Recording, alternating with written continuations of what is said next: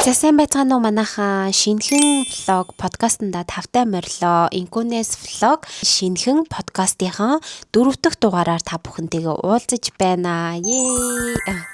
За Инкунес влог маань ингээд подкаст хийгээд явж байгааг ихэнх хүмүүс маань дагагчид маань мэдж байгаа бох те би саяхнаас Австрал дахь бидний амьдрал гэдэг нэртэй подкаста хийгээд эхлүүлсэн байгаа. Тэгээд маш олон хүмүүсээс эерэг сэтгэгдлийг аваад үнэхээр их баяртай байгаа. Тэгээд цаашдаа ингээд үргэлжлүүлээд энэ подкаста хийгээд явах болно. Мөн дээрээс нь би мэдээж влого бас үргэлжлүүлээд хийгээд явах болно. За энэ удаагийн подкаст влогт маань Бирэж бүлүүгийн боловсролын зөвлөх болрогч орсон байгаа. За яагаад энэ удаагийн подкастыг та бүхэндээ хийхээр болж болрогчийн энэ подкастнда оруулсан бэ гэхээр Австралид ирэхээр сонирхож байгаа хүмүүс Монголоос миний бас влогийг үздэг ихэнх үзэгчид маань байдаг. Тэр хүмүүстэй мэдээлэл хүргэх үүднээс Австралид ирэхийн тулд визний ямар бичиг баримт хэрэгтэй вэ? Яг хаанаас яаж эхлэх вэ? Мөн дээрээс нь Австрал дахь амьдралын мөн дээрээс нь хүүхдийн сургалт гэх мэт одоо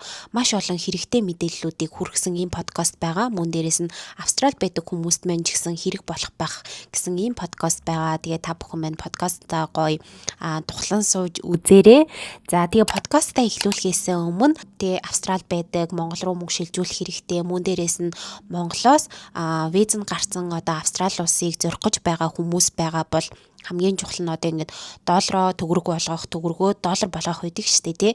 За тэгээд энэ бүх асуудлыг хамгийн гол нь та бүхнийгаа найдвартай Advance Credit гээд газарт даатгаасаа гэж хүсэж байна. За яагаад энэ компанийг та бүхэндээ танилцуулаад байгаа вэ гэхээр Advance Credit маань Монгол, Австрал хоёрын хооронд албан ёсны мөнгөн гуйлаг хийх албан ёсны ийм компани байгаа. Тэгээ хамгийн гол нь найдвартай нэг аппликейшнийг татсан байхад дараачийн гүйлгээнүүд нь маш хурдан шуурхаа орох боломжтой. Тэгээд хамгийн гоё нь хамгийн өндөр ханшиг санал болгодог ийм найдвартай компани байгаа. Тэгээд та бүхэн маань хэрвээ Монголоос Австрал руу Австралиас Монгол руу мөнгө шилжүүлэг хийх хэрэгтэй болвол Advance Credit компанийг сонирхоод үзээрэй. За тэгээд подкаст маань үргэлжилж байна.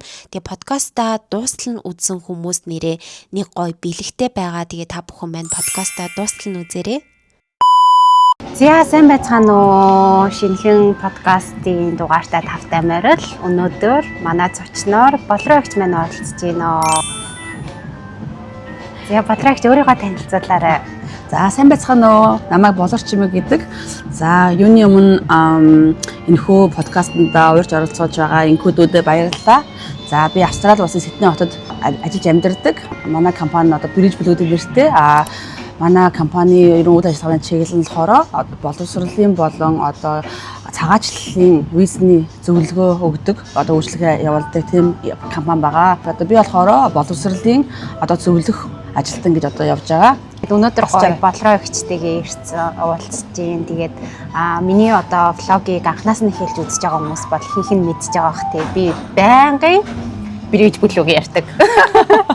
Яагаад гэвэл намайг хамгийн анх Австралид ирсэн газар болохоор Бирэж бүлүү агентлаг байгаа. За тэгээд зөндөө удаа ярьдаг байсан. Тэгээд ингээд finally Бирэж бүлүү агентлагийнхаа боловсролын зөвлөх болрогчтэйгээ өнөөдөр та бүхнийхээ Австрал наашаа ирэх гэж байгаа хүмүүс байвал тэд нартай байдаг ч гэсэн хүмүүстэй визний талаар зөвлөгөө өгөхүүднээс өнөөдөр ингээд болрогчойгоо урьж оролцуулсан байгаа. Тэгээ болрогчойгоо өөрийнхөө гоё алтан цагаа ингээд манай үзэгчдэд зориулж агаад маш их баярлалаа. Тэгээд өнөөдөр бит хоёр Австралийн визний талаар ярилцсанаа. За тэгье. За тэгээ бит хоёр болохоор энэ удаагийн бас гоё подкаст маань айгуу гоё газраас явагдаж байна. Хааны лээ болрогч. Энэ болохоор О-бар тий. О-бар. Энэ 360 градус иргэдэг одоо юм бар байгаа. Энэ 47 давхартай ийм раунд барилга байгаа байхгүй юу? Тэрэн дээр одоо ингэ 47 дахь давхарт нь ингэ байгаа ийм бар байгаа. Чиний харуулчих юм уу? За тэгээ. Манай үзэгчид сонирхолтой байж магадгүй тий. За өнөөдөр ийм газраас бичлэг хийж байна. Австрали улсын iconic барилга болох Opera House-ийн ингээд Сиднейг одоо ингээд бүтнээр нь толдох боломжтой. За манай болрогч Австрали улсыг хэдэн онд зоргоо? нооч гоо шүү. За тэр тал. Энэ тавьчих юм уу? Тавьчих багын тавьсан байна. За Австрали улсыг хэдэн онд зэрэг за.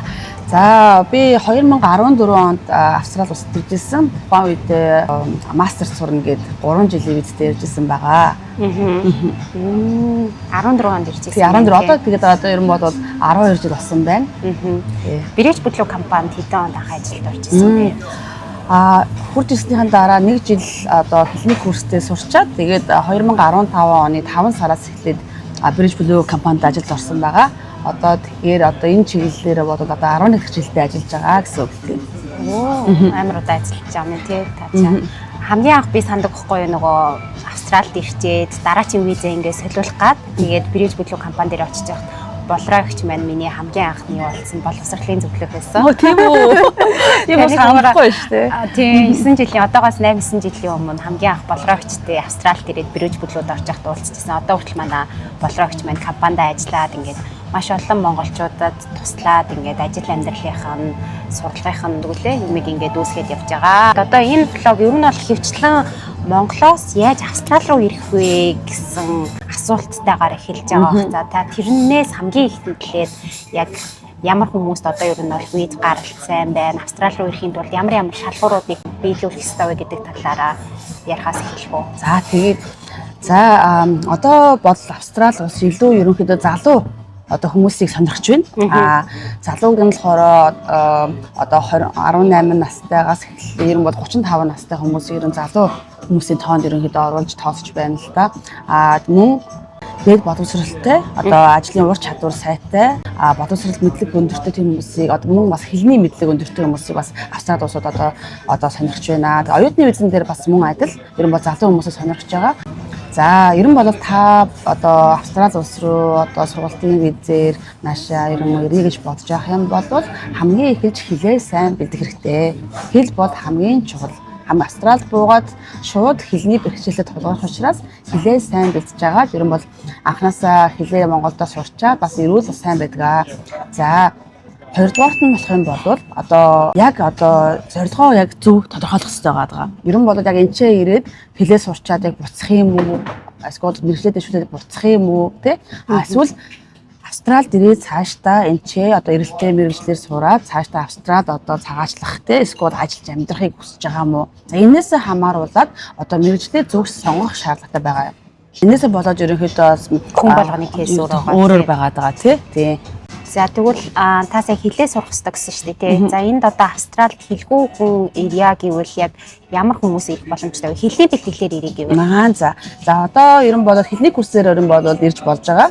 Гэтэ ер нь бол бас насны хязгаар бас тэрэнд хамааралтай байгаа. Ер нь бол 18-аас 25 насны одоо оюутнууд маань бол Австрали улс руу хэлний бэлтгэлээр одоо виза мэдүүлэх юм бол илүү виз гарах магадлал өндөр. Бас сургуулиудаас урилга авах боломжтой байгаа. Ер нь бол 25-аас дээш насны оюутнууд бол одоо сургуулиуд тий одоо хэлний курсууд бараг урилга өгөхгүй байгаа. Тийм учраас ер нь бол та хэлний курсээр бол Австрали улсад ирж болно. Гэхдээ насны одоо бас шалгуур байгаа учраас хэрвээ та 25 хүртэлх насных болох юм бол үнэхээр хэлчин муу сурах шаардлагатай тийм байх юм бол бас хэлний курсээр ирж болж байгаа. Хэлний курсээр бол 1 жилээс ер нь бол хамгийн багадаа ер нь 6 сараас 1 жил хагасны виз гарах боломжтой байгаа. Тий.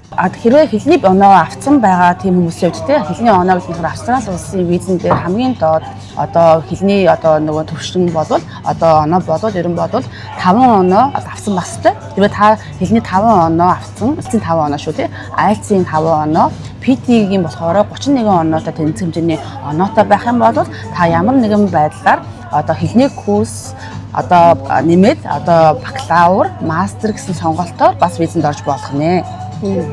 За тийм байгаа. Ер нь манай монголчуудад яг ямар визээр ер нь бол ирэх боломжууд байдаг үлээ. Хэлний бэлтгэлээр ирнэ, за бакалавраар ирнэ, магистраар ирнэ, сургалтын визээр ирнэ тий. За өөр ямар визээр ирэх боломжтой вэ? За одоо ер нь бол яг сургалтын виз дотор болохоор угаасаа сая инкугийн хэлснээр бол одоо хэлний курсээр сургалтын виз дотор болохоор хэлний курс, эсвэл бол одоо коллеж, коллежээс одоо визээр ороход Монголд сурсан хүмүүсийн виз бол гарах магадлал айгүй бага гэдэг байхгүй юу. Тийм учраас баг Монголд хавтаж байгаа оюутнуудыг бол дан коллежоор одоо орооч гэж бид нэр зөвлөдөг. Яагаад гэхээр тэр бол 100% рисктэй тийм одоо алхам болдог гэсэн. Тэгэхээр бол 2-дугаарт нь болохоор бакалавр, 3-дугаарт нь мастер, 4-дугаарт болохоор research master, тэгээ PhD. Ингээд гэх мэтчлэн одоо оюутны визэн дотор бол олон төрлийн одоо визнүүд бол байгаа. Тэгээ ангиллууд бол байгаа гэсэн. За өөрөөр бол Австрали улс руу сурахаас гадна гэх юм бол одоо аяллаа журмаар ирж болж байна. Нэг нь болохоор visitor visa, аяллаа виза, 2-дугаарт нь болохоор working holiday visa буюу ажиллаад аялах одоо тийм амрах тийм виз буюу 462 гэдэг бас виз байгаа. Бас мөн одоо ер нь бол Монголоос одоо зарим хүмүүс маань болохоор одоо шууд Монголоос шууд одоо спонсор виз буюу одоо нэг ажил олгогч нь одоо тэр хүний батлан дагаад ажиллаар хангана гээд одоо спонсор виз буюу 482 визаар ирж байгаа хүмүүс бол байгаа. Тэгэж болж байна уу? Тэгэж болно. Мөн шууд ур чадварынхаа үнэлгээнд хийлгээд анханаас Монголоос болоод одоо хүмүүс бол бас skilled одоо визүүдээр одоо шууд PR руу аплайдад ирж байгаа боломжтой хүмүүс бол байгаа. За. Thank you so much. Ямар гоё. Одоо тэр үед чинь биднэрт яг тийм визний мэдээлэл ховорхон байсан. Тэгээ зөвхөн яг сургалтын визээр л ирэх боломжтой гэдэг ойлголттой байсан бол одоо бол бас хэл усан сайн тий үнээр яг хэрэгтэй мэрэгчлэр визний шаардлага хангаж байгаа бол аяллаад мэрэгчлэрээ ажиллахаар шууд ирж болох юм байна тий. Тийм мөн болж байгаа тий. Ерөнхийдөө одоо нэг үе бодвол манай Монголд одоо хүмүүсийн одоо тий хэлний мэдлэг айгуу сайжирсан байна. Мөн зөвхөн Монголд гэлтгүү одоо Англи, Америк тий өөр гадны одоо улс орнуудад сураад ажиллаад ажлын туршлагаа хөндлүүлсэн хүмүүс байгаа байхгүй юу? Тэр хүмүүс манд болохоор одоо өөрийнхөө ур чадварыг үнэлүүлээд одоо анханасаа Австралийн гаднаас өөрийнхөө ур чадвараар одоо тохирсон визээ одоо аплайдаад одоо тэр нөгөө байнгын оршин суугчийн виз болон скол бол нөгөө төр одоо оршин суугч буюу ажлын визээ бас ирэх боломжтой байгаа. За одоо тэгвэл нэг гоё жишээн дээр бүгдээрээ ярилцъя. Одоо ингээд яг их сургуулаа Монголд төгсөж байгаа нэг оюутан байлаа. Тэгэхээр болрогч за одоо би Австрали явъя гэдэг амир хүмүүс над руу бас бичдэг байхгүй юу? Тэгэхээр яг ямар зөвлөгөө өгөх вэ? Одоо их сургуулаа төгсөж байгаа оюутан дээр та зөвлөгөө өгч чадах уу? За ерөнхийдөө болохоор бакалавра төгсөж байгаа оюутан байлаа гэж бодох юм бол хэлний оноо байна. Яг тэр бакалавра төгсөж байгаа оюутны болохоор хоёр янзын виз рүү аплайж болж байна. Оюутны виз рүү тий. Нэгдүгээр нь болохоор хэл байхгүй байлаа гэх юм бол бакалавра төгсөж байгаа оюутан бол ер нь Монголд бол 21-т юм 22-т хүмүүс бол байгаа гэсэн үг заяа. Тэгэх юм бол тэр хүмүүс маань болохоор хэлний курсээр бас 1 жилийн хэлний курс сурна гэдгээр ирж болно гэсэн. За хоёрдугаарт нь хэрвээ тэр хүмүүс маань төгсөхдөө хэлний оноогоо авсан 5-аас дээш IELTS-ийн 5-аас дээш оноотой 6.5 хүртэлх оноотой байх юм бол мастерс сурах гэж ирж болж байна.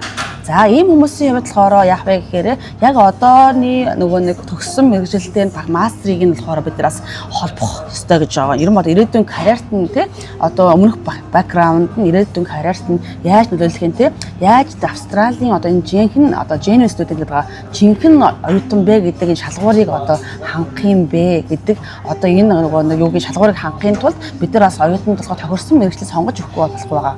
За 3-дугаарт нь болохоор бас санхүүгийн асуудал гарч ирж байгаа. Энэ дээр болохоор батлан даалтын ерөн бод банк ерөөл хэн одоо энэ хүүхдийг одоо сурахт нь одоо батлан дааж энэ одоо санхүүгээр батлан дааж сургах вэ? Энэ бас айгүй том одоо нөгөө нэг бэлдэх ёстой одоо материалуудын нэг байгаамаа. Ерөн бодвол шууд фреш одоо ингээд оюутан байгаа шүү дээ. Ерөн бол ямар ч ажил хийж байгаагүй хэр чин дөнгөж бакалавра төгсөж байгаа учраас тэр хүүхдүүд бол ямар ч нэг санхүүгийн бичиг баримт өөрсдөө үзүүлэх боломжгүй байхгүй. Тэгэхээр ээж аавууд дээр нь бодвол тэр санхүүгийн бичиг баримтуудыг нь бэлдэх ёстой болно гэсэн үг. Намайг анх ирж явах 50 саяг байшуулгаас одоо хэдэн саяг байшуулах вэ? Чи ямар үзэр үзэж тэр үед хэлний курсээр. За тийм. Одоо болохоор хэлний курс дээр бол ерөн болоод 100-аас 110 сая төгрөгийн банкны баталгаа харуулах хэрэгтэй болсон. Ягаад гэхээр жилээс жилд Австралид амьдарч байгаа хүмүүсийн амжиргааны түвшин өсөж байгаа. Тухайн үед одоо чамааг одоо визэнд орж байгаа үед магадгүй жилийн $19,000 амжиргааны зарлаа харуулах хэрэгтэй гэж байсан байх магадaltaй. Тэгээд жилийнхаа сургалтын төлбөрийг тэгээд өөрөө Монгол Австрали хоёрын хооронд явах travel cost-оо бас оруулах хэрэгтэй. За ингээд нийтдээ ерөн бол нэг $25,000-30,000 ч юм уу те $30,000 хавцаа харуулнаа гэж байсан байх гэж бодож байна. За тэгэхэд одоо болохоор Австрали өнөөдөр 2026 Австралид одоо 1 жилийн амжиргааны залбар $20,000-30,000 болсон. За тэгэнгүүтээ 1 жилийн хэлний курсын төлбөр болохоор дундаж гайгүй сургууль бол 10-аас 12 мянган доллар болж байна. За тэгээд travel cost гэх юм бол 3 мянган доллар гэж бодох юм бол 45 мянган австрал доллар. За энийг одоо 2500 доллараар хөлөх юм бол ойролцоогоор 110 сая төгрөг болж байгаа маа. 100-аас 110 сая төгрөг болж байгаа маа. Тэгэхээр энэ мөнгийг яаж байршуулах вэ гэх хүмүүсээс их асуудаг. Хэн болгоны одоо ерөн бол асуудаг. Одоо яаж бэлдэх үү гэж асуудаг. Тийм. За 2016-аас 17 оны үед бол тий 15-аас 17 оны үед энэ бол айгүй easy эсэн зүгээр хүмүүс маа зараал одоо зарсан мөнгөө хадгаламжтай хийгээл харуулчихад болдог байсан. Одоо энэ болохоо болцсон гэсэн. Хүмүүс ингээд ямаа зараад ингээд энийг хадгаламжтай хийчихээ гэж асуудаг байхгүй юу? Энэ болохоор болж яг жинхэнэ одоо яг ингээд genuine одоо шууд нөгөө нэг өөрийнхөө одоо ongoing income-осоо бүрдүүлж байгаа орлого биш. Одоо ямар нэгэн өөрийнхөө одоо хөрөнгийг зараад нэг одоо ингээд одоо мөнгө бүрдүүлээд тэрүүгээрээ сурна гэж байгаа. Австралийн засгийн газрыг энийг юу гэж хардаг вэ гэхээр тий зөвхөн хэлний курс нэг жил сурахын тулд өөрийнхөө одоо үйл хөдлөх хөрөнгөө ингээд зарчих юм бол зараад сурна гэдэг чинь бол энэ хүн санхүүгийн чадваргүй гэж харагдаж байгаа гэж ойлгож байгаа байхгүй юу? Ерөн бодвол энэ банкны баталгаа эдрийг ерөн бодвол харуулахтай бодвол яг ерөн бодвол өөрийнхөө одоо байнгын одоо ongoing income гэж ерөн бодвол өөрийнхөө цалингийн орлого, бизнесийн орлогоор хуримтлагддаг даасан одоо мөнгөний одоо өөрийнх нь даасыг харуулна. Мөн хажууд талд нь болохоор хадгаламжийн насандаа мөнгөө байн сар болгон ч юм уу 7 хоног болгон ч юм уу хийгээд хадгаламжийн даасаагаас нэмэгдүүлж байгааг харна гэсэн. За тэр нь яаж байгаа вэ гэхээр за энэ хүүхдийг одоо энд байгаа 110 сая төгрөгөөр сургасан ч гэсэн энэ эцэг эхэн цаанаа цаашдаа бусдаад сар болгон одоо нэг 5-6 сая төгрөгийн орлогоо олоод хадгаламжаа хийгээд ах юм байна гэж харагдаж байгаа гэсэн. Тийм учраас одоо энэ орлого маань болохоор genuine одоо тий ongoing income юм бол цаашдаа энэ хүүхдийг сургасны дараа эцэг эхэн ч гэсэн ерөн бодоод мөнгө нь одоо ангид орж ирэх юм байна гэж харж байгаа гэсэн үг байхгүй юу? Тий тэгж байгаа гэсэн. Тэгээд одоо бол хэлний курс дээр бол бид нар бол одоо оюутнуудыг бол 100-аас 110 сая төгрөг 6 сарын хусааны хадгаламж одоо харуулахыг хүсэж байгаа. Хамгийн багадаа 6 сарын худлага харуулна. Хэрвээ мастер бакалавр байх юм бол энэ нь хороо ерөн бодвол 150-аас ерөн бодвол 170 сургууль нь ямар төлбөртэй сургууль байдгаас хамаарна гэсэн. Тэгээд түрүүн сургуулийн нэг жилийн төлбөр гэж яасан шүү дээ тий. Тэнгуут нь зарим сургуулийн төлбөр чинь 25 мянга, зарим сургуулийн төлбөр 50 мянган доллар байгаа байхгүй юу? Тэнгуут нь харилцан айлгүй болно гэсэн. Тэгээд энэ болохоор ерөн бодвол ганц бие хүмүүсийн хувьд ярьж байгаа ерөн бол кейс шүү дээ тий. Хэрвээ ерөн бодвол гэр бүлээ авчирна гэх юм бол гэр бүлийн хүмүүсийн бас нөгөө нэг жилийн амжиргааны зардал, хүүхдийн жилийн амжиргааны зардал, хүүхдийн жилийн сургалтын төлбөр гэдэг одоо бүх төлбөрүүд орж ирнэ гэсэн. Бас одоо гэр бүлийн хүмүүсийн одоо Австрали, Монгол хоёр хоорондын одоо travel одоо юу тикетийн зарлууднаас орно гэсэн юм бол тийм байгаа.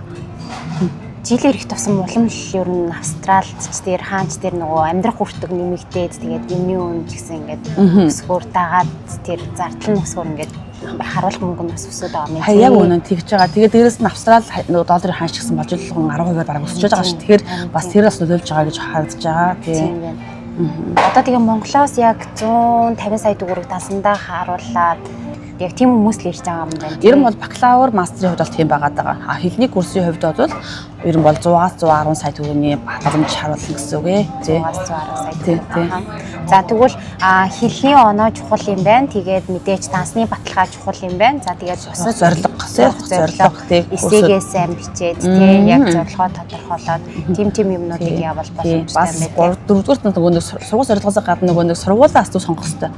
Тийм. Зөвхөн бол сургуулийн бас нөгөө нэг ранкаас хамаарат бас нөгөө визний гарах гаралт юм бас хамаарна гэсэн. Ер нь бол сүүлийн одоо монголчуудаас левел 3 тий одоо нөгөө assessment level 3 буюу одоо нөгөө нэг эрсдлийн зэрэгээрээ 3 дугаар level буюу хамгийн нөгөө нэг доотлын левелд нь байгаа байхгүй юу. Тийм учраас ер нь бол манай Монгол оюутнуудаар хвчлэн level 1 assessment эрсдлийн зэрэглэлээс ер нь бол нэгд байгаа тийм нөгөө нэг сургуулийг сонгох юм бол илүү виз нөгөө одоо гарах магадлал нь ер нь өснө гэсэн үг тийм байгаа. За тэгээд Боврагч та гоё компанийн талаар яриач дгүй Bridge Blue компанийн талаар ямар ялгаатай вэ гэсэн компаниудаас яагаад Bridge Blue сонгох ёстой вэ гэдэг талаас ярив. За гоё асуулт байна. За манай Bridge Blue гэдэг компани маань Австрали улсын компани байхгүй юу? Одоо 2004 онд байгуулагдсан. Одоо 22 дахь жилдээ үйл ажиллагаа явуулж байгаа компани байгаа. За head office нь болохоор Австралид байдаг. Тэгээд мөн одоо дэлхийн ерөн бодвол 30-аад оронд ерөн бодвол 40 гаруй салбартай ийм үйл ажиллагаа явуулж байгаа. Одоо ийм том одоо компани байгаа. За тэгээд манай компани одоо онцлог гэх юм бол ер нь бол мэрэгжлийн одоо migration цаашлын зөвлөгөөнүүдтэй мөн бас нөгөө нэг мэрэгжлийн боловсролын зөвлөгөөнүүдтэй. За migration зөвлөгөөнүүд буюу сагачлалын зөвлөгөөнүүд нь 5-аас дээш жилийн туршлагатай.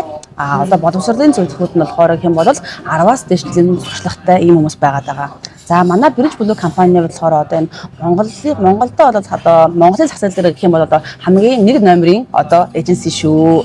Тийм. Нах ч бас дээрээс нь хуульчсан шүү дээ. Тийм манай хуульчтай гэсэн. Тийм. Одоо ер нь бол Австралид одоо үйл ажиллагаа явуулж байгаа Австралийн одоо ур чадварын виз дээр хийж байгаа одоо ийм одоо компани учраас бид нар бол заавалжгүй албан ёсны хуульчтай байхгүй болохгүй гэсэн. Ягаад гэвэл Австрал одоо орж байгаа бүх виз маань Австралийн одоо албан ёсны сагаалчдын хуульчийн одоо лайсенстэй одоо лиценз даавар одоо виз авладаг байхгүй юу. Тийм учраас бол бид нар болохоор тийм албан ёсны хуульчтай тийм компани тийм болохоор та бүхэн бол одоо санаас зовхгүйгээр бид нар хамж болно. Тийм одоо тэгээ мөн манайх одоо зөвхөн сургалтын виз гэхгүйгээр бусад одоо бүх төрлийн одоо Австрали улстай холбоотой бүх төрлийн визийг визний үйлчилгээ үзүүлж байгаа. Одоо жишээлбэл одоо түрүүнсэнтэй одоо ур чадварын виз байна. Одоо спонсор виз байна. Одоо ажлын виз гэсэн үг шүү дээ. Спонсор виз нь ажлын виз гэсэн үг. Тэгээ одоо төгсөгчийн виз гэж байна.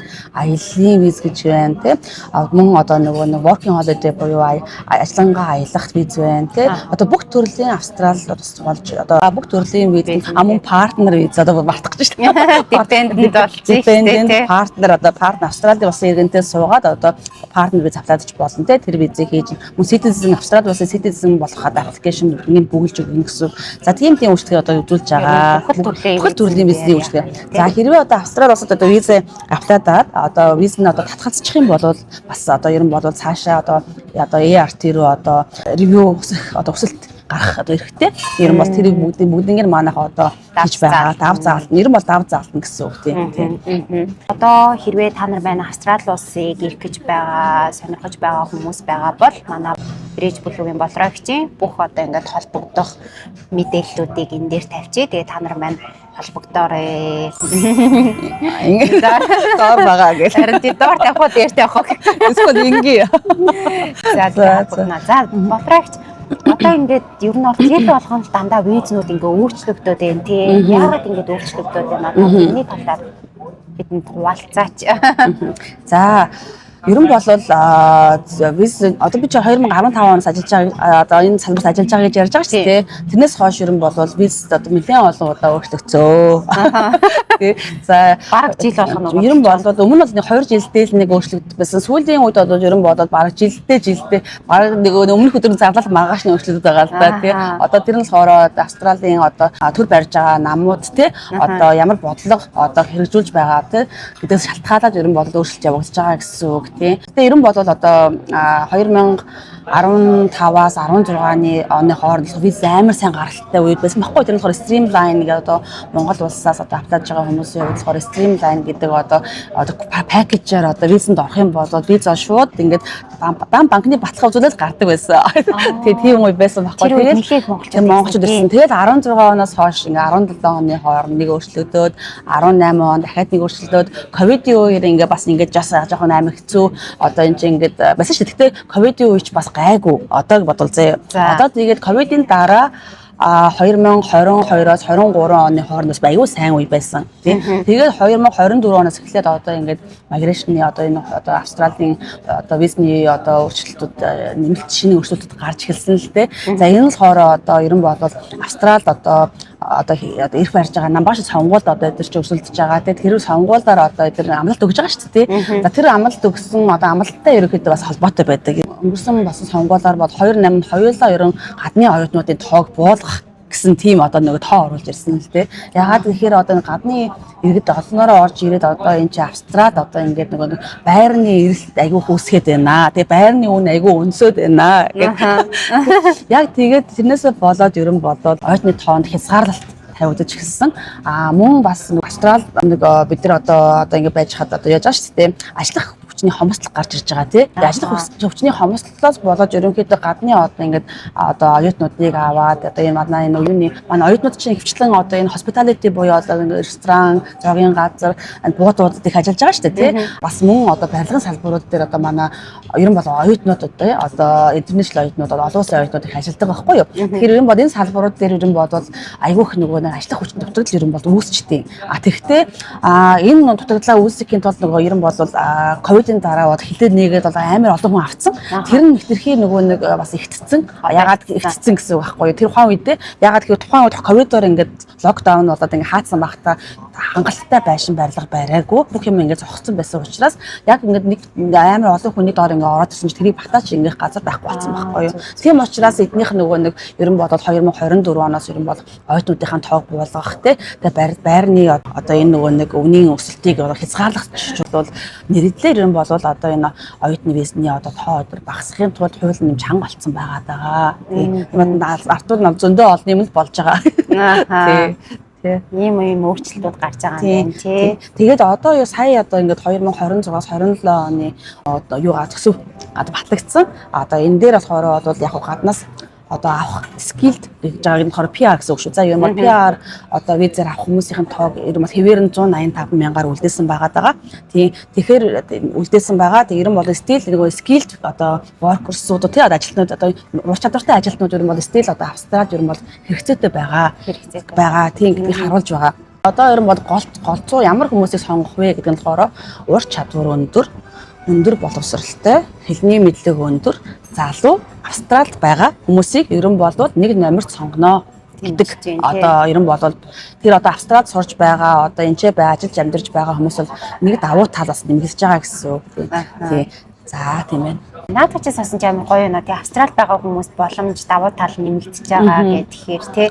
Тий. Нэр бас нөгөө сая ковид чинь бас нэг баян шүү дээ тий. Одоо ингээд дэлхийд даяар амар ингээд нөгөө хэцүү байсан ч гэсэн одоо ковид бас одоо Австралид одоо ажиллаж амьдарч байгаа хүмүүст одоо амар одоо нөгөө том өөрчлөлтүүдийг авчирсан ерөн бол айгүй том визэн дээр нь айгүй том давуу тал ерөн бол нэг талдаа нөгөө хүмүүс хямарчсан ч гэсэн нөгөө талдаа хүмүүс бол яг визний одоо боломжуудын хувьд айгүй нээлттэй айгүй олон гоё том нөгөө нэг одоо саналуудыг аваад одоо тухайн үед ковидын үед Австралид үлдээд ажиллаж амьдарч ирсэн хүмүүсийн ихэнх хувь нь одоо ямар нэгэн байдлаар PR-тай болцсон. Эсвэл одоо яг нөгөө нэг ажлын спонсор визэн дээр те байгаа удахгүй PR болох гэж байгаа тийм хүмүүс зөндөө байгаа. Тэгэхээр нэг талдаа одоо энэ тахал одоо те одоо юм жүжин бодвол нэг талдаа бас хэцүү байгаа ч гэсэн нөгөө талдаа бас амар даваа тал болсон. Тийм байгаа даа. Австралч бас амар тэр талаараа бас нөгөө хүмүүнлэг орон бас айгуух тусал дэмжижсэн одоо энэ ч байгаа ажилгүй байсан хүмүүсийг одоо 7 хоног болгоны одоо тэр цалинтай одоо нэг ажилд явуулахгүй цалинтай гэрт нь ингээд $750 7 хоног өгөөл тий ажилдаа яв. Тий ажилдаа явах мал угаасаа өвчин цаашаа дэлдэгдэн гээл те. Тэр чи амар мундаг одоо юу аахгүй хүмүүсийг одоо хүмүүсийн эрүүл мэндийг бодож ин те. Австрали улсад одоо итгэх одоо улсад байгаа хүмүүс амьдрах нь ерөн болоод цааш Австрали улсын иргэн болох юм бол ер нь амар их давуу талтай байна гэдгийг айгүй олон хүмүүс ойлгуулсан баг гэж би боддtiin ерөн болоод. Тэгээд яг ингээд ковидын дараа амар олон хүмүүс ерөн спонсор виза авъя. Би одоо ерөн л цааш Австралид үлдээ гэсэн тийм хандлагатай болцсон ер нь бол. Тэрнээс өмнө хүмүүс ингээд байж байгаа л ер нь Монголд очиж буцандаа Монголд очиод ингээд ажилландаа гэдэг байсан. Яг ковидын дараа хүн болгоны ерөн болоод бас юу сэтгэл санаа болон юу зорилго нь өөрчлөгдсөн шүү тий. Тэгсэн шүү. Боловч маань анх 3 жилээр Австралид ирээд яагаад ингээд үлдээд ингээд байх болчихваа. За одоо хувь амьдрал руу орох юм байна. Тий. Одоо жоохон бидний амьдрал гэж жоохон юутэйгээ холбоотой жоохон юм яриа тий. За анх нөгөө би ч нөгөө стримлайнер ирсэн оюутан баггүй юу. Тэгээд тухайн үед Монголд банкнд ажилдаг 10 жил ажиллаж ирсэн. Тэгээд банкнд ямар банкнд би Голомт банкнд нисэх тооцооны төв дээр нь салбарын захирал гэдэг байсан. Тий. Тэгээд баг 9 жил ажиллаад тэгээд ерөнхийдөө гадаашаа явж ирэн бол мэдлэгээ дэвшлүүлээ. Ирж байгаад бол карьер хөө юм уу гээл ерөнхийдөө Австрали руу гоё ингээд юунд мастер суръя гэж ирсэн. Хэлээд дэвшлүүлээд мастер суръя гэж ирсэн. Тэгээд ямар ч гэсэн 1 жилийн хэлний курсээ дуусгаад, дахиад мастераа дуусгаад яг ингээд байжсэн 2017 онд байжсэн манай банкнаас танаас бас санал өгсөн тавьсан л да манай хоёр ажлын байран дээр санал тавьсан. Тэгээд байцсан манай захирал бас энчээ байгаа манай босс бас нэг бас чинчээ үлдвэл биднээс компаниас чамааг ингээд спонсорлоод ажлын виз өгөө гэд. Тэгээ би ингээд хоёр талаа ингээд бодож аваад за тухайн үед бас сингл байсан тий. Тэгээд ерөнхийдөө гадны туршлага ерөн хоримтлуулъя. Ахаа жоох энэ тал юун дээрээ одоо энэ одоо салбартаа жоохон туршлага хоримтлуулаад ингээд ажиллая гэсэн ийм бодол төрөөд Австрали улсыг сонгоод тэгээд энэ ажлын визэн дээр одоо үлдсэн байгаа. Тийм байна. Зөв. Та Монгол банкны захирал хийдэг байсан юм тийм. Олон жил яг эдийн засгч мэргэжил. Ер нь бол би болохоор маркетингийн чиглэлийн мэргэжилтэй байхгүй юу. Гэхдээ ер нь Bachelor of Business Marketing баггүй юу. Тэгээд би банкнд болохоор яг 2000 их сургуулаа төгсөөл 2005 онд орсон. Тэгээд би хамгийн доороос нэгж ажилласан баггүй юу. Бүр касс те одоо мөнгө тоологчоос нахгуулаад тейлер тэгээд дараад нь би нөгөө нэг хянагч тэгээд ахлах нэгтлэн бодож тэгээд салбарын захирал гэдэг одоо ингээд 5 өөр албан тушаал ингээд хашиж байгаа. Тэгээд ирсэн мэргэжлээ дэвшүүлье гэдэг Австралиас тэгсэн. Анх Австралид ирээд танд яг ямар мэдрэмж төрж исэн бэ? Одоогийн Австрал, тэр үеийн Австрал хоёр ингээд одоо яг ямар санагдаж байна? Тэр их өөрчлөгдсөн бэ? Наач амар хөгжилтэй дурсамж яриг. Би нөгөө нэг анх ингээд яг үүрээр ингээд буужсан байхгүй юу? Яг одоо яг миний яг 12 дахь жил байхгүй юу? Би 2014 оны 4 сард ирсэн. За тэгэнгүүт чинь нөгөө 4 сард чинь сая болоод өнгөрч штэ. 4 сарын 4-нд буусан. Тэгээд би яг ингээд Австралийн ингээд нөгөө үүрээр бууж агаад ингээд цонхоор ингээд харсан байхгүй юу? Тэгсэн чинь ингээд цонхоор харсан чинь ингээд улаан дээгүүртэй ингээд намхан байшингууд байсан байхгүй юу? Би тэгээд хөө хин чад би бол амар том big city meet очих чагаа. Амар зүгээр амар метрополитентэй амар одоо өндөр байшинтай ийм газар очих юм баг гэж бодоод төсөөлсөн байсан чинь ингээд яг өөрөөр ингээд яасан чи баах ингээд машинууд ингээд гэрэл ассан. Тэгээд ингээд одоо улаан дээгүүртэй байшингууд одоо бодоход маскотын дээр хавирах харагдсан юм шиг байгаа. Тийм. Тэгэнгүүт чи ийм сонин жижигхэн намхан байшин юм байна да гэж бодоод тэгээд тухайн үедээ тэгээд яг city руу н орж үзээ. Гэтэ яг угаасаа том city л дээ. Гэтэ яг би одоо нөгөө өөр хотууд өөр улсууд өөр хотуудаас арай өөр байх л та. Тухайн үед яг нөгөө нисэх бодлынхын тэр авид надаа юм нам нөгөө хаус те нөгөө нам юм намхан байшингууд байсан байхгүй юу? Хаусад байсан байхгүй юу? Тэгээд би ийм газар байт юм ингээл анх ирчээл тэгэл би чи яг ингээд ийм яг ийм нөгөө нэг намар ирцэн. Тэнгүү чи өнгөн амар гоё давхар ингээд айгүйх ингээд баг сар гадаараад үргэлж бороо ороод тэгээ амар ингээд ийм намуухан гонх би ер нь бол ирээд 2 сар жоохон амарсан тий. Тэгээ хавтаа жоохон амар их бизи ажиллаж байгаа. Тэгээ ирээд жоохон амарсан байхгүй юу. Тэгээд би ингээд амар гоё өглөө гасвал гараад ингээд явж штэ. Тэнгүүт нь гадаа мод ингээд амар гоё нов нөгөө үлгэрийн оронд ирсэн санагдал ёо. Тэгээд би нэг адилхан нэг натад цэг адилхан ирсэн бас манай найзсан байхгүй банкнд ажилладаг байсан. Тэр хоёр нөгөө сургуулаа таагаад явж байхдаа чи нэг сонин зүйлээд байгаа юм санагдаж байна уу гэдэг. Хоорондоо тэгж яриад амар хөөрхөө. Тэгэл болж ирсэн гэж байгаа. Тэгэл нэмсэн ч одоо 12 жил болсон байгаа байхгүй юу. Амар хурдан тий. Тэгээд зарим хүмүүс чинь тэгэл нөгөө Австрали чинь нөгөө нэг шууд андаа ингээд нөгөө нэг эренгүүчүүд юм агаалзан могоонд байдаг гэж хавцууд юм шиг байлээ. Тийм байхгүй тий? Байхгүй. Чи одоо ерөөсөө энэ 12 жил болж байгаа яг тийм хортой аалзтай бод хортой могоотой ш тааралдаг. Хаяа нэг гэрт нэг юм том аалз орж үзэж тий. Тэрийг бол харсан юм уу да. Тийм. Стар бол тэгж амар тааралдахгүй. Тийм гайгүй Сидней бол гайгүй харьцангуй тий. Тэнгүүд одоо ингээд над руу бас юм бичдэг хүмүүс амар нэттэй заяа. Зарим хүмүүс Австрал руу аалз жомноос болоод ирч чадахгүй байна гэдэг. Тийм байхгүй шүү. Ер нь бол манай Австрал гэж ярьчих тий. Ер нь 4 улирлалтай. Намар, өвөл, хавар 100 гэдэг 4 улирал байгаа тий. Гэтэ Монголоос эсрэг гэсэн. Одоо бол энэ чинь Монголд хавар болж байгаа энэ чинь намар болж байна тий. Одоо 6 сараас эхлээ өвөл болох гэж байна. Өвөл болохоор яах вэ? Өвөл цас орно шүү дээ. Сиднейд орохгүй. Тий. Одоо яадаг вэ гэхээр одоо энэ Сиднейд жоохон сэрүүхэн болцсон байгаа нь болохоор урд зүгээртээ одоо энэ нөгөө snow mountain одоо цастай уулуудаараа ер нь бол нөгөө нэг юм цас орчхороо хой зүг рүүгээ жоохон сэрүүхэн кул уур амьсгал орчдөг байхгүй юу. Тэгэхээр жоохон юм сэрүүхэн болчтой. Гэтэ Австралид болохоор гэртээ хүртэн гадаад дулаахан. Монгол болохоор гадаа хүртэн гэрт хүртэн байдаг шүү дээ. Тэ гэрт дулаахан байдаг шүү дээ. Тэгэхээр нөгөө нэг Тэр нас нэг өөртөө бараг гэртээ ингээд аагаа өмсөд яваад халааттай ингээд явангуудаа гадаа гахтаа бараг тавчгтайгаа үйл явах тийм тохиол зөндөө байдаг хэмжилтэй.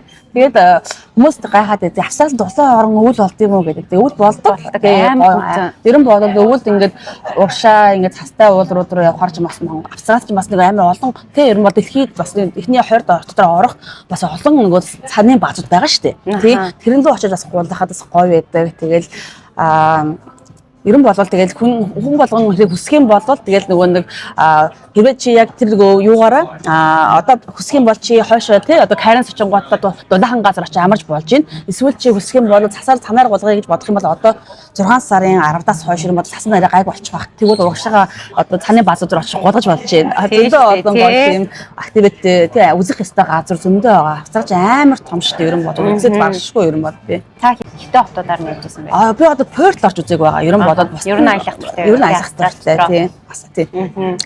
Perth руу очиж үзег ба. Одоо энэ Perth руу бас нэг bucket list-д орсон байгаад байгаа. Тэгээд нэг гэр бүл дээр гоё ингээд нэг road trip гэж бодоод байгаа. Яг Perth-нэс ч очиод тэнцэнээс нэг camper van тий хүрээстэл адлаа төрөх хэрэгтэй байгаа байхгүй юу. Манай нөхөр битэр чинь дээрээсээ бүр нэг юунаас Fraser Island өдөр early бичсэн. Fraser Island-ын тэнцэнээс авахудаа нэг road trip бараг хийгээд бараг ингээд юу хүртэл адлаа төрөлөө бараг явцсан байхгүй юу. Тэгэхээр одоо бараг энэ талаасаа л нэг явчаад готов байгаа. Тэгээд бараг таасч юм шиг дуус гадар. Хамгийн дуртай орн хот нь ямар хот байсан бэ? Сидней. Сидней бол тийм угаасаа тэгээд хүн болгоны юу нь өөр байд юм аа. Зарим хүмүүс Мельбурн гэл тийм. Яг хүмүүс ч очиод нөгөө амьдэрсан эхэлж амьдэрснаасаа болоод идэм байлээ л дээ. Яг нөгөө нэг тэг quiet одоо гоё тийм нөгөө одоо жоохон тийм нөгөө жоох хөшрөөд очиод амьдруул хаана амьдрах вэ гэж асуугаад арай өөр заяа. Одоо бол Сидней бол гоё. Тий хөшрөөд очиод амьдрах нэг надад одоогийн байдлаар хаш үгснээс бол Адлайд гоё. Адлайд гоё тий. Тий. Хотод ярьсных одоо нөгөө нэг Сиднейд ер нь бол байгаа хүмүүс ихэнх нь гэж ер нь миний мэддэг Мерсер хийдэн хүмүүс өөр хотод руу яваад ингээд тийм шүү дээ. Танай уйднуудыг хичээнэ. Тэгж байгаа тийм. Тэр болохоор угаасаа л нөгөө нэг энэ бодлоготой холбоотой байгаа байхгүй юу? Австралийн засгийн газрын бодлоготой холбоотой байгаа. Одоо болохоор энэ нөгөө иммиграшныхын бодлогоор тий одоо цагаачлалын бодлогоор одоо энэ нөгөө нүүлгэлт хөдөлгөөн болон одоо энэ нөгөө нэг суурьшлыг одоо бий болгоод байгаа байхгүй юу? Одоо тэгэнгүүт Adelaide, Perth, одоо Gold Coast гэдэг их мэтчин одоо жижиг хотод байгаа шүү дээ. Энэ болохоор нөгөө хүн ам багтай. Тэгэхээр хүн багтаа гэдэг чинь нөгөө нэг одоо худалдаа авч чадвар одоо багассан гэсэн үг шүү. Тэр хүн болгон олонтой болгож иж тэр газар одоо хөгжинэ гэсэн үг. Тийм учраас Австралийн засгийн газар бодлогоор одоо энэ нөгөө нэг аслагдсан хотуудыгаа одоо нөгөө хүн амтай болгож хөгжүүлэхийн тулд одоо иммиграшныхын бодлогоор одоо хүмүүс татаад байгаа. Тэгэхээр одоо тэрнийх нь одоо жишээ нь гэх юм бол одоо Adelaide, Perth, Gold Coast, Northern Territory тий одоо нөгөө нэг Darwin тэгээд нөгөөд нь болохоор Canberra. Энэ хотуудыг хүн амыг нь одоо олон болгохын тулд бизнес дээр нь одоо ямар нэгэн байдлаар одоо хөнгөлт үзүүлэх ч юм уу те одоо арай уян хатан хандж байгаа гэсэн үг. За тийм учраас одоо хүмүүс ингээд нөгөөд байна.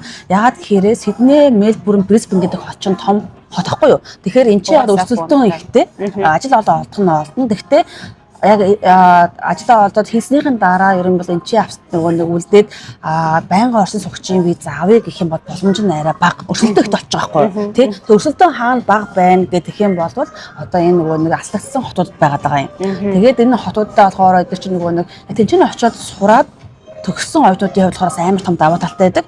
Яг өөрийнх нь төгсөж гэдэг утгаар нь давуу талтай байгаа. За эсвэл яг ур чадвартай хүмүүс тэнцээ очиод ажиллаад одоо нөгөө нэг жил ч юм уу те яг мэргэжлэр очиод Австрали Сидней төгсөн ч гэсэн яг одоо тэр нүүж очин гутаа тэр газараа 6 сараас 1 жил одоо ажиллаад амьдарчих юм бол бас тэр хотод бас нөгөө нэг аплаж нөгөө мэдүүлж болох визний төрлүүд бас байгаа. Тэрэн дээр нь болохоор визнийхэн төрлөөс хамаарат бас point буюу оноо өгнө гэсэн үг. Ямар визэн дээр байна гэдэг салтаар 5-аас 15 оноо өгч байгаа гэсэн үг.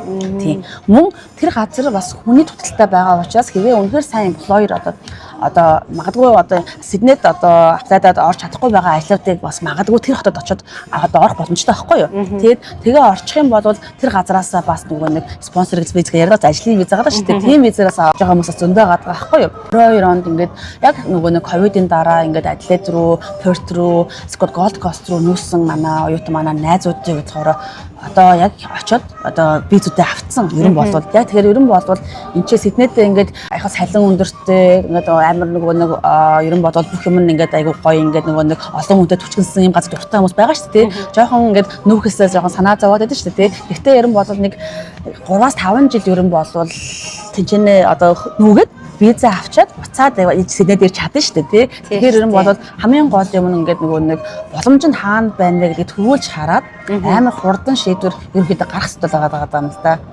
Тэгээд ер нь болвол өөрийнх нь зорилго, ур чадвараа өөрөө тий одоо ингээд хуульчтай уулзаад ерөнхийдөө мэдээд аль хот руу нүгэл зүгээр ээ, ямар мэргэжлэр сурвал зүгээр ээ тий. Тэгээ одоо хэдэн жилийн дараа би ер нь бол PR юм авах боломжтой юм байна. Нас маань энд одоо PR авахд ер нь бол одоо хангалттай байх нь уу? 45 нас хүрэх юм бол тэгэл PR одоо ингээс хэцүү шүү дээ тий. Тийм учраас 45 наснаас өмнө ер нь бол нүгээд сквад нөхгүй энэ ч байх бол ямар визээр ерөнхийдөө одоо орох вэ гэдгээр төлөвлөгөөг айгу сайн гаргахгүй болох байгаа байхгүй юу? Тэгэхээр ер нь бол маш сайн төлөвлөгөөтэй сураад ажиллах нь чухал байгаа. Тий. За тэгээд би нөгөө нэг өөрөө хүүхдгүй болохоор та энэ хүүхдтэй хүмүүс наашаа эрхийг төлөвлөж байгаа байж магадгүй. Тэр хүмүүс хүүхдүүдийн сургалтын төлбөр ер нь ямар хөө байдаг вэ? Тэр талаар мэдээлэл өгч байна. За наа чинь бас айгүй зөв асуулт байна. Ягаад хэрвээ манай монголчууд чинь залуу гэрбэлүүд ер нь хүүхдүүдтэйгээ хэрдэг л дээ. Тэгээ хүүхдийн сургалтын төлбөр бол угаасаа энэ чинь бас үнэтэй. Ямар визтэй байгаагаас шалтгаалаад визнийх нь одоо англид тохирсон одоо үнэтэй байдаг гэсэн үг. Тэгэхээр бүх мужууд бас өөр бас үнэтэй байдаг. Яадаг вэ гэхээр одоо Сидней гэх юм бол бас Нью Саут Вейлс гэдэг байгаа шүү дээ. Тэр нь бол тэр нь болохоор ер нь бол сургалтын төлбөр нь болохоор хоёр өөр үнэтэй байгаа байхгүй юу? Нэгдүгээр талаараа хэрвээ ээж аав нь хэлний курс юм уу эсвэл коллеж сурж байгаа юм бол сургалтын хүүхдэд сургалтын төлбөр нь болохоор 12,000 дунджаар $12,000 байгаа. Саяны жил бас нэмэгдсэн байгаа. Тэгээ 12,000 болж байгаа гэсэн. Тэгэнгүүтээ хэрвээ хүүхдүүд ээж аавынх нь виз нь бакалавр юм уу мастер эсвэл тэрнээс дээш дигригээр сурж байгаа хол Сиднейд сурж байгаа юм бол хүүхдийн төлбөр нь болохоор жилийн ер нь болоод $7,000-8,000 байгаа. Тэгээд ер нь болоод хүүхдийн high school ороод ирэх хүүхдийн төлбөр дээр бас нөгөө нэг $500-500-аас нэмэгдэж чадахгүй жил болгоо нэмэгддэг гэсэн үг. Сиднейгийн хувьд хат юм байгаа. За Queensland-ийн хувьд болохоор бас тусдаа өөр үнэтэй гэсэн үг. Гэтэ Queensland-ийн хувьд болохоор ерөөсөө мастер юм уу гэж ерөөсөө ялахгүй оюутны виз бол оюутны виз. Гэтэ бас төлбөр нь бол өндөр гэсэн үг. Ойролцоогоор 15-аас дээш баг болж байгаа хаа. Ер нь нэг хүүхдийн төлбөр 12,000 юм уу? Ер нь бол Сиднейд бол тийм байгаа. Ер нь юуны нөгөө нэг техник курсээр сурж байгаа оюутнуудын хүүхдийн төлбөр нь тийм байхгүй юу? Perth дээр болохоор жилийн 15,000-аас бол дээшээ гараа авчиж байгаа гэсэн. Ер нь бол визэн дээр одоо хүүхдийн сургалтын төлбөрүүдийг одоо ингээд амжиргааны зардалтаа харуулах хэрэгтэй гэдэг байгаа шүү дээ. Тэнгүүт нэг хүүхдийн төлбөрийг Австралийн дундаж хүүхдийн сургалтын төлбөрт тооцож боддоггүй. Тэр нь болохоор 14,500 гэж харагдаж байгаа байхгүй. Одоо бид нар мэдүүлэл нэг одоо бодож ордоггүй. Тэгэхээр 14,500 бол дундаж үнэ гэж бодлох хэрэгтэй ер нь бол тийм байгаад байгаа. Тэгээд бас цаашдаа ингээд ажлын виз рүү орох те PR руу ороод ирэх юм бол одоо тэр хөнгөлөлтүүд гарч ирнэ гэсэн. Зарим одоо 485 буюу төгсөгчийн виз гэж байгаа шүү дээ. Төгсөгчийн визэн дээр болох юм бол одоо Queensland те бас энэ нөгөө нэг юуны Perth тэгээд ахгүйр ингээд ажиллаад идэрт болохоор хүүхдийн төлбөр хөнгөлөгдөө явчихдаг. Сиднейд бол хөнгөлөгдөхгүй. Яг мастерын одоо оюутны хүүхдийн төлбөртэй адилхан явдаг байхгүй юу? За тэнгуут нь 482 гээд ажлын виз рүү ороо явдаг гэж бодоход 482 дээр зарим мууч дээр хөнгөлөн, зарим мууч дээр бас хөнгөлөхгүй. Сиднейд хөнгөлөхгүй. Сиднейд хөнгөлөхгүй юу? Сиднейд ерөөс хөнгөлөхгүй. За хизээ хөнгөлөгдөж эхлэх юм бэ гэхээр одоо байнга оршин суугч одоо тэр визэн дээр л ер нь бол хөнгөлнө гэсэн. Тийм байгаа Сиднейд бол тийм. Тэгээ зарим хүмүүс нөгөө хүүхдтэй хүмүүс 482 гэдэг спонсор виз авах уу гэхээр үгүй гэдэг юм биш үү? Нөгөө цалин багас чинь тэнгууд хүүхдүүдийн сургалтын төлбөр үүсдэг ч юм уу. Тэгээ яг бас сургууль сурахгүй бас сургалтын төлбөр төлөхгүй байгаа юм чи уулын бас нэг талдаа бас нөгөө нэг бас боломжтой болчих жоохоо. Тэгээд бас нөгөө нэг оюутны визэн дээрээ хэлний курс юм уу коллежийн визтэй байсан бол төлбөр нь 12,000 байгаа шүү дээ. Тэгээд сургалтын төлбөр нь тэгвэл тэр чинь нөгөө нэг спонсорлоо орчих юм бол жилийн 8,030 гэж бас буучиж байгаа байхгүй юу? Тэгэнгүүтээ ээж аав нь ч гэсэн мастер ч юм уу бакалавр сурсан төлбөр гарч байгаа. Гэтэ тэрэн дээр ерөөсөө энийг бодвол нөгөө нэг зардал гэж харахгүй байх ёстой. Ягаад гэхээр өмнө байсан өөр сургалтын төлбөрүүдийн зардлууд нь багассан учраас зардал гэж харахгүйгээр бас боломж харах ёстой. Тэгээд спонсор виз айл болох хурдан л авах ёстой. Тийм. Тэгжээж ер нь болвол нөгөө нэг дараагийнхаа PR-аас хурдан авна. PR дээр орох юм бол одоо зөндөө олон даваа талууд гарч ирж байгаа шүү дээ. Нэгдүгээр хүүхдүүдийн төлбөр хөнгөлөгдөж чинь, хоёрдугаар талаа байр авах юм бол татвар нь хөнгөлөгдөж чинь. Тийм мэтлэн тий зөндөө олон даваа талтай талтай болчихж байгаа болохоор ер нь бол аль болох хурдан хэрвээ хүн компани спонсорлыг гэж байгаа бол хурдан спонсор биз рүүгээ орооч гэж хэлдэж шүү. Боломж байвал гяс лах гэдэг ер нь бол. Тэгээд бас юуны сая би юу амьдрах хүртэг. Амьдрах хүртэх тий. Амьдрах хүртэхийн талаар болохоор ер нь бол ингээ Австрал амар битэй зөндөө гоё л гэж яриад байгаа шүү дээ. Амар даваа талтай гэл тий. Ирээчээ гэж зөв ярьж байгаа ч гэсэн одоо ер нь бол энэ нөгөө Австралч амар ингээ гоё ингээ тайван амгалан эрүүл мэндийн одоо системч тэр тий цаг уурамж тэр гадаа одоо нөгөө нэг чөлөө цагаа өнгөрөх талбай тий хүүхдэд аюулгүй орчин төсөөхөд тэр нь бол айгүй сайн. Гэхдээ нөгөө талдаа болохоор одоо энэ ч одоо олж байгаа орлого өндөр гэж ярьж байгаа ч гэсэн зардал өндөртэй. Юуны зардал өндөр вэ гэхээр одоо түрээсийн төлбөр өндөр. Тэ? Түрээсийн төлбөр бол угаас 7 хоногийн бол одоо 2 bedroom апартмент гэх юм бол дунджаас эдээд бол 900-аас дээш л байгаа юм бол. Тэгээ бодох юм бол сардаа болвол тэ $3600 байрандаа төлнө гэж шүү дээ. Тэгэхээр энэ ч одоо ер нь бол гэр бүлээрээ ирж байгаа хүмүүсийн хувьд ер нь бол хоёулаа ажил хийгээл нэг нь ч өвдөх ирэхгүй нэг ч хоног өвдөх ирэхгүй л ажиллаж нэг ч хоног амрах ирэхгүй тий ажиллахгүй бол тэгэл нөгөө нэг тэр нөгөө 7 хоногийнхоо байрны төрөөс хүүхдийн төлбөр эдэргээ төлж чадахгүй болох тохиолдол гарна шүү дээ ер нь бол тий тийм юм 7 хоногоор явж байгаа тий тэр бол яг одоо хүмүүстээр гардаг чи ер нь бол миний одоо харж байгаагаар Австралид ер нь бол 3 хүүхэдтэй хүмүүс бодвол тий одоо оюутны визтэй хүмүүс бодвол яг бүр ингээд болохоо л амьдрын ерөөсөө ямар ч мөнгө хураахгүй л байгаа ер нь бодвол тий айгу сайн ажиллаа хоёулаа ажиллаж байгаа хүмүүсийн үед ярьж байгаа шүү дээ тий сайн ажиллаж байгаа хүмүүс тэгэхээр ихнэр нь ажиллахгүй бол тэгээд хэцүү болчихно гэсэн тий хэрвээ 2 хүүхэдтэй хүмүүсийн үед болохоор гайгүй гайгүй ер нь бол 2 хүүхэдтэй хүмүүсийн үед гайгүй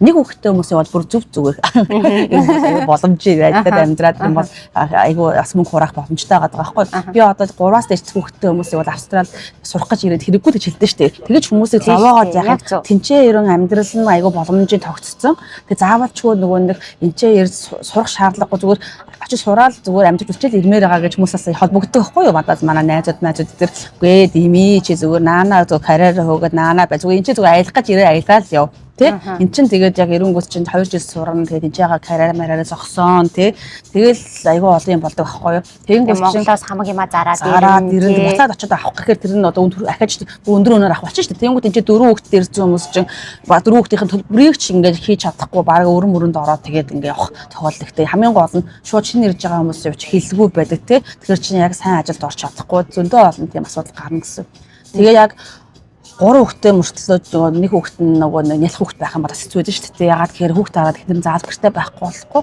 Тий. Энд чинь цэцэрлэгийн төлбөр бас үнэтэй байдаг.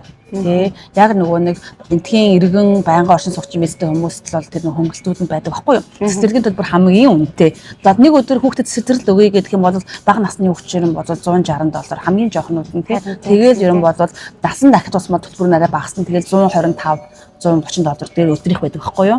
Тий.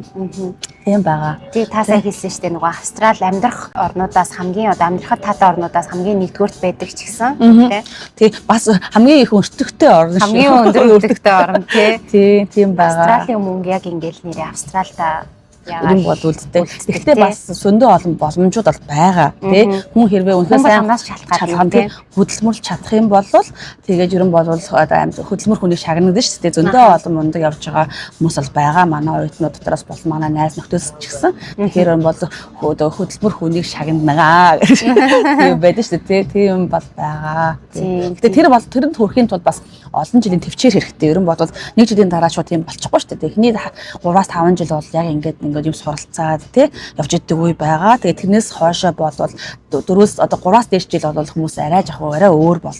Ер нь Австралид ер нь бол 2 жил сурчаад буцна гэжсэн хүмүүс 3 жил болоод 3 жил болчоод за 5 дахиад сонгоч игээл 5 жил болох юм бол ер нь буцдаггүй юм. Ер нь бол яг тийм. Ер нь бол тий. Ер нь бол 3-аас 5 жилийн ер нь бол эхний 3 сар бол ер нь бол 3-аас 6 сар бодвол жоохон homesick тий жоохон нөгөө нэг гэрээ санаал өстой нөгөө хаан чирчвэ гэж бодоод босчмаар санагдаад найз нөхдөд ажлын хамт олсноо тий гэр бүлээ санаад амар хэцүү байх үе юм байдаг. Тэрийгээ даваад яачих юм бол 1 жил 2 жил нь болох гоё ингээд өнгөрчдөг. Тэгээд ер нь буцандаа гэж бодоод бодлын үзүүрт ингээд 2 жил хагасны дараа байж байдаг. За 3 жил болоо 3 жилээс дээшээ гарлаа. За тэгэнгүүт чи за ер нь яаж энэ ч үлдэх үү гэж боддог байхгүй юу. Тэгэхээр үнэхээр тийм ер нь бол цаашдаа тэгж бодох юм чин анханасаа ер нь яагаад энэ чи Австралид хэрэгтэй мэргэжлийг сурч болохгүй гэж тий. Угаасаа тэр мэргэжил нь бусчууд Монголд ч гэсэн хэрэгтэй байхаар тийм мэргэжлийг сонгож болохгүй гэж тий. Тэгэхээр ер нь бол хоёр талдаа хөөж болох тийм мэргэжлийг сонгоод скол бол шинэ сурсан мэргэжил маань Австрали хэрэгтэй мэргэжлээ сурсан ч гэсэн тэрийг хэрэг Австралид үлдэж чадахгүй байх юм бол Монголд очиж тэр бизнесээ ч юм уу юм хийж болно шүү дээ тий. Өөрийгөө арай жоохон одоо комфорт зоноос нь гаргаад тэгээд зоригтой шийдэмгий тэгээд гоё ингээд нэг зорилгоо зөв тодорхойлоод тэгээд плана зөв гаргаад тэгээд ерөнхийдөө сурах юм бол зарим бол амжилт одоо байгаа. Ер нь бол ирээдүйд ер нь бол эжээс PR авах тий ажлын санал авах тийм боломж зөндөө байгаа. Зөвхөн Австралийн боловсрол болохоор Австрал зөвхөн Австрал гэхгүй дэлхийн түвшин зөвшөөрөгдсөн байгаа шүү дээ тий. Тэгэхээр зөвхөн Австрал гэхгүй Нью Зеланд тий Америк, Англи тий Канадад ч очиод ажиллаж байгаа хүмүүс байгаа аахгүй юм чи төгсөөд. Тэгэхээр ер нь бол энэ боловсролыг зөвхөн энэ ашиглах гэж бодохгүйгээр бас сурах хэрэгтэй. Одоо болроо ичэд өөр танд гоё ярмаар байгаа зүйл юу вэ? Орхигдуулсан санагдаж байгаа юм байна уу? Бид хоёр ингээд эргээд яваад байгаа болохоор ингээд хойноос сайхан нар жаргах мөчтэй хамтдаа та нартайгаа ярих. Эргээд ишээвэ. Ер нь бол би боддоо штэ. Ер нь бол хүн болгоны ер нь гоё ингээд айгу сайн ер нь бол гоё ингээд хөдөлмөрлөх хэрэгтэй тий. Хөдөлмөр хүний хөтэй. Тий. Тэгээ дээрэс нь зөндөө олон гоё мөрөөдөлтэй байх хэрэгтэй. Тий. Зөвхөн одоо ингээд нэг л ажиллаа хийгээл байх штэ. Давхар хүн чинь бас гоё мөрөөдөлтэй байх хэрэгтэй. Гоё ингээд өөр нөгөө хоббитэй байх хэрэгтэй тий. Ер нь бол хүн одоо ингээд заримдаа ингээд бодохоор ингээд бид нар ингээд 10 жил одоо ингээд болцсон байж тээ. Тэнгүүс нь зөвхөн ажиллаа хийгээл ингээд байсан бас уйтгартай байхгүй юу. Тэгэхээр одоо энэ Австралич зөндөө олон хийх одоо би түрүү ярьсан шүү дээ хийх юм байна гэж яриад байгаа шүү дээ. Тэгээд үзэх одоо уулахад одоо бич тээ одоо нөгөө можууд тээ гой ингээд нөгөө газар байгаа байхгүй юу. Тэр болгоны гой ингээд аль болох амралтаараа явж үзээч тээ. Одоо ингээд манад ирж байгаа оюутнууд дүүнэртэй хэлдэг байхгүй юу. Та нар ингээд ганц би сингл байгаа дээр ингээд гой одоо ингээд лонг холидо мөлтөөр ингээд гой яваач тий гоё юм үзээч. Тэгэл ингээ одоо 3 жил болж байгаа 4 жил болж байгаа буцсанд ганц ч хийшилж яваа үзээгүй Сиднейдээ байж байгаа л ирсэн юу ийсэн барилга дээр ажиллаж байгаад ирсэн. Ингээд юу ч үзээгүй очихоор онцгүй шүү дээ тий. Тэгэхээр та нар ийм гоё цаг зав байгаа дээр зүгээр гэртээ ингээд хагасаа буцаад ууц үзээ суужийнхаа орон зүгээр гоё машинаа бариад скот тик таваад онгоцоо нисэл тий амар гоё план гаргаад 7 хоног болгон ч юм уу 7 хоног гэж болохгүй тий. Удирдалтаа нэг удаа ч юм уу тий сардаа нэг боломжоороос хамаарна шүү дээ тий. Сардаа нэг удаа гоё ингээд аялаач гэж хэлдэг тий. Тэгжэл ер нь бол хүнд гой санаа орж ирнэ тий. Ер нь бол хүн чинь нөгөө явж юм үзчихэж ерөнхийдөө гой санаа орж ирнэ. Зөндөө олон гой хүмүүстэй очирна тий. Зөндөө олон хүмүүс найзуудтай болно тий. Тийм учраас би ер нь бол одоо хүмүүсийг бол одоо Австрал дээрээ байж байгаа хүмүүсийн найзуудыгаа тий одоо хүүхдүүдийг бол гой ингээд юм үзээч. Гой шин өөр хоббитэй болооч гэж л хэлдэг шүү дээ. Наач амар гой бас үзэг байна тий. Бас зөвхөн ингээд юмыг ингээ дараа гэж хойшлуулаад нэрээл явж идлийг мэдхэд Монгол буцах болцсон ч юм уу тий нэг идлийг юм болчдөг. Тэгэхээр яг байгаа цаг хугацаагаа гоё өнгөрөх бол айгу яг үнэ санагдсан тий. Тэгээд нөгөө нэг юу яд штэ нэг хүн ингээ нэг газараа байгаад тахаар ерөөсөө ингээ нөгөө тэр газараа байхад юм чи ингээ юм үздэг юм байна. Одоо Солонгос ч одоо явангуудаа очих хөстэй газар тэглэл бүх юмаг нэг удаа ингээ 7 хоногт үзээд ирж байгаа штэ. Тэгвэл Австралид байсан мөртлөө чи Австралид хэдэн удаа ерөн явсан бэ гэдэг тий. Байхгүй Сиднейдэр тий. Тэр гүцээр чи ингээл хүн чи ингээ яг тэгдэг байгаа байхгүй. Удаан байгаа газар болохоор нэг юм сонирхгүй хайхахгүй мөртлөө айгуу богинохон хугацаагаар явж байгаа газар дээр хүмүүс айгуу богино хугацаанд амар их үздэг байхгүй. Яг тийм шүү тий. Яг сайхныг бас мэдэхгүй. Гэхдээ би анх нөгөө Австралид ирэхдээ хамгийн анх манай хүн бит хоёр ингэ ярьчихсан байхгүй. Опера хаус нь манай хэлний бэлтгэлээс хэр холын ингээд хамгийн анх тэгэж хардаг байсан шүү. Тэр үед одоо бацсан юм шиг байгаа. Байнга л опера хаус очино гэж боддог байсан юм шиг байгаа. Тэгээ одоо ингээд Австралид яг байгаа ч гэсэн манай ажил хүртэл одоо ингээд опера хаусаас идэх айгу ойрхон байгаа шүү. Тэгээ хоёулынхын ажил. Тэгсэн ч гэсэн бид нар одоо хэр одоо хугацаанд ирдэг үлээ тий. Тийм шүү дээ. Тийм болохоор тэгээд гоё юмнуудыг үзэж харж ер нь цаг цаваа гоё л өнгөрөх хэрэгтэй байна гэж яг үнэн тий. зөвлөж байгаа. Тий. Энд ч байгаа хүмүүс бол тэгж хэлмээр байна. Тэгээд яг хуу Монголоос одоо аялаад ирье гэж бодож байгаа хүмүүс байх юм бол бас аялж ирж гоё Австралид үзэж болно шүү дээ тий. Аялын визэнд ороод тодорхой шалгуурыг хангаад аялын визээ аваад тэгээд 3 сарын хугацаагаар одоо жилээр визэнд гарна 3 сарын хугацаагаар нэг удаа орчихтой байлдаа шүү дээ. Тэгэнгүүтээ тэр хоорондоо гоё маршрут гаргаад гоё одоо Австралийн гоё хотуудаар гоё байгальтыг үзээд явах бодон төсөндөө бол байгаа. Тий. Энд байгаа хүмүүс нөгөө нэг бас аав ээж тэг гэр бүлийнхнийгаа ер нь бол аяллаар авчирдаг тийм. Тэгэнгүүт зүгээр яг энд одоо таньдаг хүн байхгүй хүн ийшээ аяллаар ирүүл нэр ойролцоогоор хэдэн төгрөгийн зарж гардаг бай болооройч тэр ерөөсөө сонирхолтой. Ер нь бол тийм байгаад байгаа шүү дээ. Аялын визний хураамж бол угаасаа 200 австрал доллар байгаа шүү дээ. Тэгээд ерөнхий өөрийнх нь одоо хэдэн хоног байхаас шалтгаална, айл хотуудаар явахаас шалтгаална. Тэр бол энэ ч хүн заавал хамаатан садан ах トゥ найз нөхд байх халбтай бол биш. Аялын визэнд орж байгаа хүмүүсийн хувьд бол өөрөө яг нөгөө нэг ийм үзмээр байна, ийм газруудаар аялмаар байна гэж юм бол хүмүүс зорилго захиагаа бичээд тэгээд гэр бүлээрээ одоо 7 хоног Gold Coast амрах гэж байгаа ч гэдэг юм уу те. Эсвэл Сиднейд би 10 хоногоор ингээд аялах гэж байгаа. Blue Mountain явна те. Эсвэл Hunter Valley Vineyard явна. Ийм газраар тэгээд төлөвлөгөө гаргаад тэгээд орж болно гэсэн үг. Тэгээд хэдэн төгрөг харуулсан. Ер нь банкны баталгааны хувьд болохоор яг тэд гэсэн төгрөг бол байдгүй юм. Аялын визний хувьд болохоор гэтээ бид нар болохоор аль болох тэр хүн их мөнгө байгаа бол бүгдийг нь харуулж боддог. Ягаад тэгэхээр үнэхээр их мөнгөтэй магадгүй нэг одоо ингээд ажил нь сайн CEO юм уу гэдэг банк компани захирал махирал гэж орж байгаа хүмүүс хэрвээ данс масаа нэг за бидний виз гарчна гэж ингээд данс масаа өгөхгүй байх юм бол бас тийм хүмүүс тиймээс татгалзаж байгаа хүмүүс байдаг байхгүй юу. Тэгэхээр ерөөсөө материал сурж одоо виз гарч байгаа ерөөсөө ярилцлага орохгүй. Тийм учраас материал тийм тэгэхээр материалуудаа сайн одоо орлогоо нотлох бичиг баримтууд, дансныхан хуулгонуудыг тэгэл бүх одоо нэг өөрийнхөө өмнө ажилласан түүх мөх тэр бүгднийг яг сайхан бүгднийг нөгөө бидний зөвгснээ дагуу явуулаад тэгээ бид нар тэр нөгөө материалын цаашаа яг ээлгээгээд тэгээд одоо визэн амжилттай авна гэсэн үг ээ. Ямар нэг юм одоо бид нууж муугаалтай байх юм байхгүй шүү дээ. Угаасаа амжилттай виз авахын тулд угаасаа хүн болгон өөрийнхөө орлогыг нотлох хэрэгтэй. Тэрийг л бүх хүмүүст адилхан байхгүй юу? Тийм. Ямар ч одоо нөгөө нэг одоо компани захирлч бай, эсвэл ажилтнч бай бүх хүмүүстэй адилхан гэсэн үг тий. Тэгээд одоо бас аялын визэн дээр чинь бас бизнес visitor visa гэж байгаа. Энд чинь хурал цугдаанаар ирэх гэж байгаа хүмүүсийн хувьд бол тийм бас бизнесийн опшн бол байгаа. Оюутны визний хувьд нэг юм ярих марч. За. School sector гэдэг ер нь бол 18-аас доош насны хүүхдүүд энэ чи high school те сурах гэж байгаа бол сурч болно. Тийм бас биз байдаг шүү. Хэрвээ одоо таны хүүхэд чинь те энэ чи public school 6 наснаас дээш хүүхдүүд сурах гэж бодож байгаа бол тийм бас бизнес боломж бол байгаа. Тэгээд дэлгэрэнгүй мэдээлэл авахаар бидэртэй холбогдоорой. Ер нь тэгээд хүн бас амжихгүй ч байгаа. Тэгээд бүгднийг ярьж штэ. Одоо хоёр угаасаа энд бүх юуг нь ярьж амжихгүй штэ тий. Тийм болохоор тэгээд манай боловчтой холбогдоорой. Тэгээ өөр гоё асуух юм байвал манай инк рүү холбогдоод тэгээд инкүүгээр асуугаарай. Тэгээд энэ хүртэл үтсэнд баярлалаа. Таашаа бас уцчих байгаа. За тэгээд хамгийн сүүлийн нэг гоё зөвлөгөө өгөөд хөө Австрали руу ирэх гэж байгаа хүмүүс, Австрали байж байгаа хүмүүс хамгийн сүүлийн зөвлөгөө. Хамгийн сүүлийн мөчийг болроо хичээд үлдээ. За түрүүний яг хэлсэнтэй ер нь бол анхны хэлсэнтэй ялгааг байлгах. За та үнэхээр гадаадд сурах Австралигүй гадаадд сурах гэж байгаа бол хилээ сайн бэлдээрэй. Хэлний оноо одоо авна гэж ерөн бодвол бэлдэх хэрэгтэй. Тэгжээж ерөн бодвол хэлчин сайжирна, ирээд хурдан ажилд орох боломжтой гэсэн үг. Тэгэхгүй бодвол хэлэхгүй байх юм бол та ирээд ажилд орч чадахгүй, яг өөрийнхөө хүссэн ажилд орч чадахгүй гэсэн үг. За хоёрдугаарт нь гэх юм бол дасаа одоноос эхэлж бэлдээрэй. Тэ? Өнөөдөр тий дасаа бэлдснээр таны одоо нөгөө одоо визэнд орох юу чин одоо материал чин одоо хурдан бүтнэ. Үнэхээр дансанд бэлдэн хэлний оноонд байгаа шууд холбогдоорой.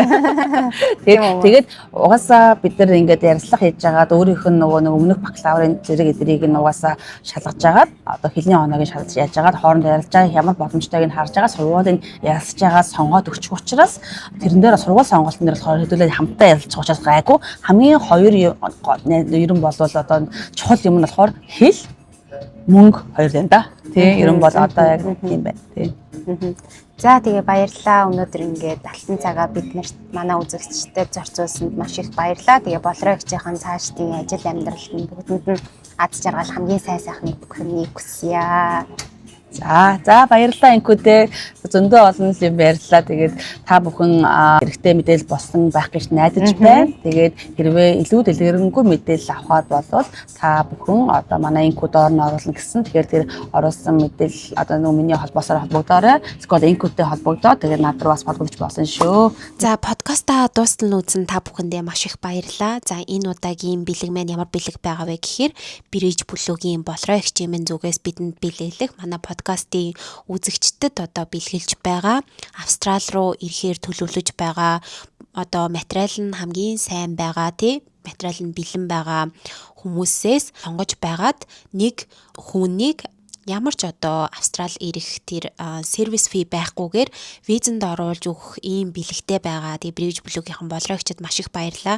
Тэгээ та бүхэн маань Бирэж бүлүүгийн болроогчтой холбогдохдоо инкүүнээс влогоор одоо ингээд дамжуулаад орж ирж гинэ гэж хэлээд тэгээд материалаа ингээд явуулаад визний процесс нь явагдаад тэгээд нэг хүнийг сонгоод үнэгүй визэнд оруулж өгөх Австрал улсад сурж амьдрах энэ эрхийн одоо ингээд гоё мөрөөдлийн биелүүлж өгөх юм адтай нэг үзэгчээ энэ бэлгэнд хамрагдуулж байгаа шүү. Тэгээд влог подкасттай маань энэ хүртэл хамтдаа байсан та бүхэндээ маш их баярлалаа. Тэгээд удахгүй дараагийн влог подкастаар уулзцаая. Баяртай. За баярлалаа. Баяртай. За баярлалаа.